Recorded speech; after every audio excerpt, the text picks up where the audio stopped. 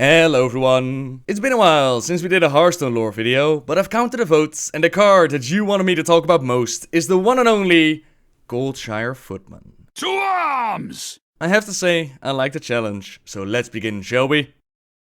The human town of Goldshire is one of the first towns you'll visit when you make a new human character. Marshal Dugan is the current marshal of the town and in charge of the security on behalf of the Stormwind army. The town faces threats in the form of kobolds, gnolls, murlocs, bears, wolves, and even the Defiance Brotherhood. The Goldshire Kids are amongst the creepiest stories that you'll find in Warcraft, and the Goldshire Inn is known by most for being the place to be while playing on a role-playing server.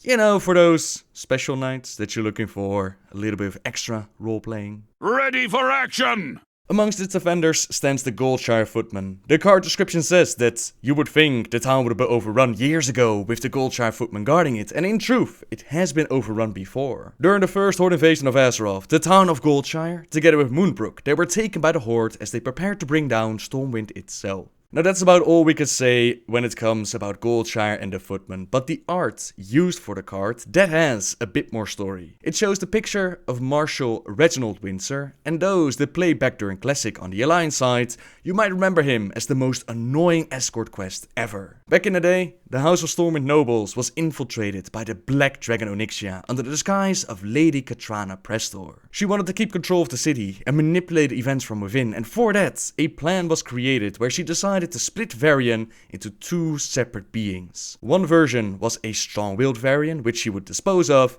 and one version was a weak-willed Varian, which she could easily use to rule events from behind the curtains. She had Varian kidnapped by the Defiance Brotherhood. All things seemed to go according to plan. Her spell did the trick. Varian was indeed split in two, but just in that moment, the Naga attacked. The strong-willed Varian was able to use the opportunity and escape, and he would eventually become a slave gladiator under the guidance of Rhaegar Fury. The weak-willed Varian was ransomed back to Stormwind and used by Onyxia, but his son, Prince Anduin Bryn, he noticed something was wrong with his father. He informed Bolvar Fordragon about his suspicions, and Bolvar placed Marshal Windsor on the job of figuring out what was going on. Reginald was very good at his job. He figured out that Lady Prestor was actually Onyxia in disguise, but before he could make his report, he was captured by the Dark Iron Dwarfs and he was taken prisoner within Blackrock Mountain. Now in-game, as I mentioned, this was one of the most annoying escort quests. We were the ones who went into Blackrock Depths, we cleared the place, we recovered Windsor's data, and we escorted him back to Stormwind to reveal that Prestor was actually Onyxia. Now within the comics, things happened a little bit different, and I assume that this is part of the official lore. In the comics, it was actually the strong-willed Varian, who in the meantime had been able to liberate himself. He was the one who went into the mountain, he freed Windsor, he recovered the epic hammer called Ironfoe,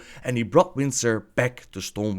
Standing just outside the city was General Marcus Jonathan, and at first he told Windsor that he couldn't let them pass. Prestor still had some massive influence. Nobody knew about her true identity at that point, yet Reginald, he was able to convince Jonathan to step aside since they had a very long history together. Back in the day, both of them had served under General Trellian, the Alliance of Lordaeron, and Reginald, he would never do anything to harm the Alliance. Marcus Jonathan stepped to the side. He ordered his people to leave Reginald alone, and in the throne room, the game was up for Onyxia, but she wasn't quite done yet. One mighty breath of fire took the life of the heroic Windsor, and as her Dragonkin guards battled with the heroes present, Onyxia kidnapped Anduin and she took him back to her lair. That's where the tale of Marshal Reginald Windsor ends, but his death was not in vain. Onyxia was exposed and was eventually brought to justice, and in the process, Varian was restored into one single being. The line of Stormwind's kings has been restored.